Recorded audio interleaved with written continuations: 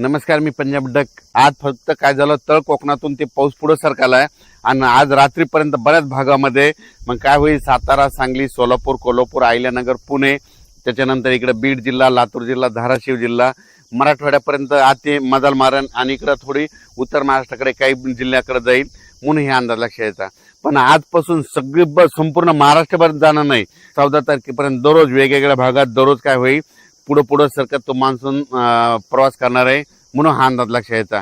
राज्यात सर्व शेतकऱ्याला सांगू इच्छितो, पेरणी करताना शेतामध्ये जायचं, जमिनीमध्ये ईदभर ओल असेल तरच पेरणीचा निर्णय घ्या, नसता 4 बोट ओल असेल, 6 बोट असेल तर पेरणी करू नका म्हणून हे देखील सर्व शेतकऱ्यांना लक्षात द्यायचं.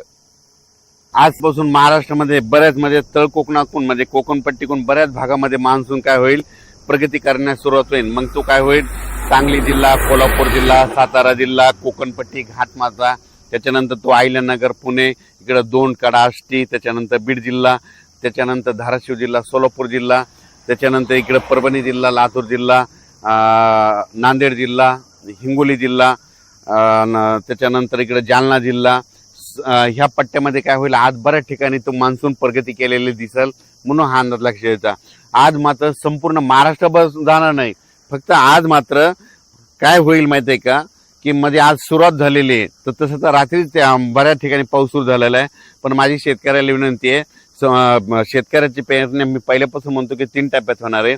7 जून ते 14 जून मध्ये जर असा काही ठिकाणी पाऊस पडला आणि ईदभर ओल गेले तर त्यांच्या पेरण्या लागतील. त्याच्यानंतर काय होईल, 20 जून शेवटच्या आठवड्यात, जूनच्या 20 जून त्या 30 जून मध्ये एक पाऊस येईल, त्याच्यामध्ये पेरण्या होतील. आणि त्याच्यानंतर त्याच्यातून जर काही शेतकरी उरले तर 10 जुलै ते 15 जुलैमध्ये पाऊस येणार आहे आणि त्याच्या शेतकऱ्याच्या पेरण्या होणार आहेत म्हणून हा अंदाज लक्षात यायचा. मान्सूनचा पाऊस आहे, तुम्हाला सांगतो की लातूर जिल्हा एक त्यांच्या पेरण्या लागतील, कारण की काल देखील खूप पडला आणि आणखी तिकडे देखील आहे. धाराशिव जिल्हा, बीड जिल्हा, परभणी जिल्हा, नांदेड जिल्हा, हिंगोली जिल्हा, त्याच्यानंतर सोलापूर जिल्हा, सांगली, त्याच्यानंतर सातारा, कोल्हापूर, अहिल्यानगर, पुणे, ह्या पट्ट्यामध्ये मात्र मान्सून चांगला सक्रिय होणार आहे. त्याच्यानंतर विदर्भात पण काय होणार आहे, यवतमाळ जिल्हा, वाशिम जिल्हा, त्याच्यानंतर वर्धा, नागपूर, भंडारा, गोंदिया, चंद्रपूर, अकोला, अमरावती, बुलढाणा, ह्या पट्ट्यामध्ये चांगला हे मान्सूनचा पाऊस चांगला सुरुवात करणार नाही आणि यांच्या देखील मात्र पेरणीला चांगला योग येईल म्हणून हे देखील लक्षात येतं.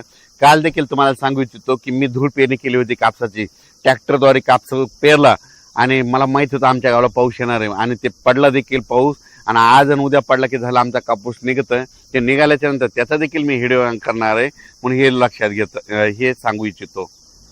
आणि शेतकऱ्याला परत सांगू इच्छितो की शेतकऱ्याच्या पहिल्यापासून म्हणतो की 3 टप्प्यामध्ये पेरणी होणार आहे.